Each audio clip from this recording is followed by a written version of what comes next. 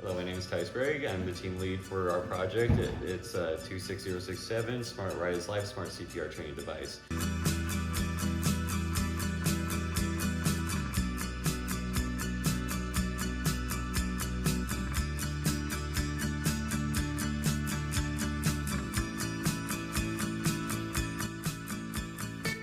Project aims to solve the problem in current CPR modalities where there's a gap in translational CPR training.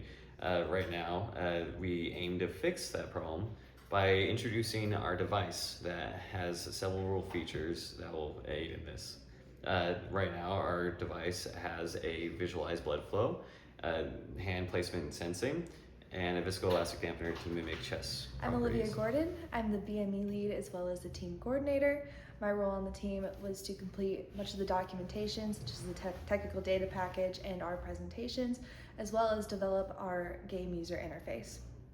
I used a Python code to develop the GUI and make sure that it included all of the requirements given to us by our sponsor. It starts with the home screen labeled Welcome to Smart CPR. It gives you a spot to input your username, choose whether you would like English or Spanish commands, whether you're on the right or left side of the dummy, and how long you would like to practice for. When you click start, it'll count down 3 seconds and say go.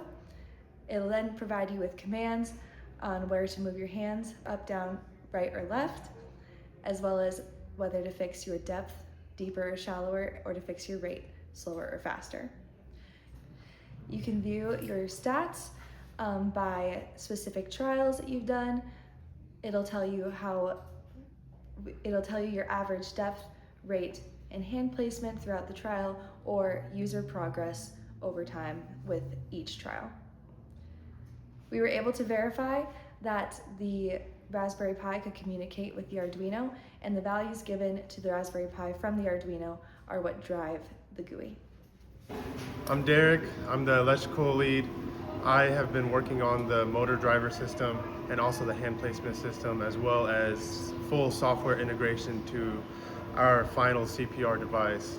For the motor driver, this system is used to drive the fake blood that will be a visual cue to our trainees that they are performing CPR properly. We're just using a 12-volt brushless motor with a 12-volt battery connected directly to the motor, and so that will drive it.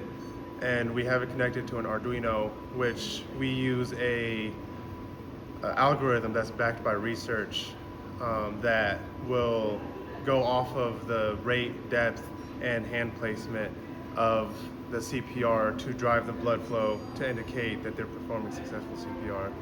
For the hand placement module, we are using 8 FSRs in a circular orientation to map a general location for where their hands are placed. And we have a general sensing area of about 5 centimeters, and we want them to target within a 3 centimeter range of the center of the chest. And as far as software integration goes, our team lead Ty has been working with some of the software for the load cell and for the time of flight sensor, and I've been working with the FSRs as well as making sure that the motor driver works and connecting it to the Raspberry Pi for the GUI. And that has been what I've contributed. My part of the project, what I've done, is work on a displacement sensor, which is a time of flight sensor that detects the displacement of the top plate, which gives us a depth and rate detection. This was verified by using a video tracker as well as our viscoelastic dampener.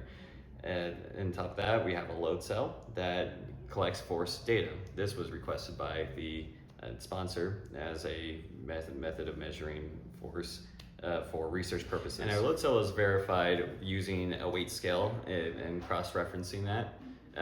Then it was calibrated onto the load cell, giving proper force readings. This verified that we can use the device effectively as a research tool. Hi, I'm Michael Hassenfuss. I'm the mechanical lead. My job's been 3D modeling and 3D printing. I've modeled the backplate, the battery box, the holder for the screen, the head support, and the screen support. In order to verify all this, we did a drop test and a fit test. Basically, the back plate just needs to fit the mannequin and the battery box, and the battery box needs to fit both of the lithium-ion batteries. The head support needs to fit the head so it's snug and doesn't move, and the screen support just needs to hold the screen, and obviously the case for the screen needs to hold the case. Hello, my name is Isaac Lee. I'm the procurement lead for our group. I'm also a mechanical engineer and an ECE minor, so I was tasked to help with the ECE portion as well as the mechanical portion. My job was primarily to make sure that the budget and the parts were ordered at sufficient timelines and fit within our budget. I also helped with the compression module in certain ways. I helped Mike, our mechanical lead, help make sure that the compression module that we created passed an FEA analysis as well as an axial analysis to make sure that it could withstand the forces of constant compressions.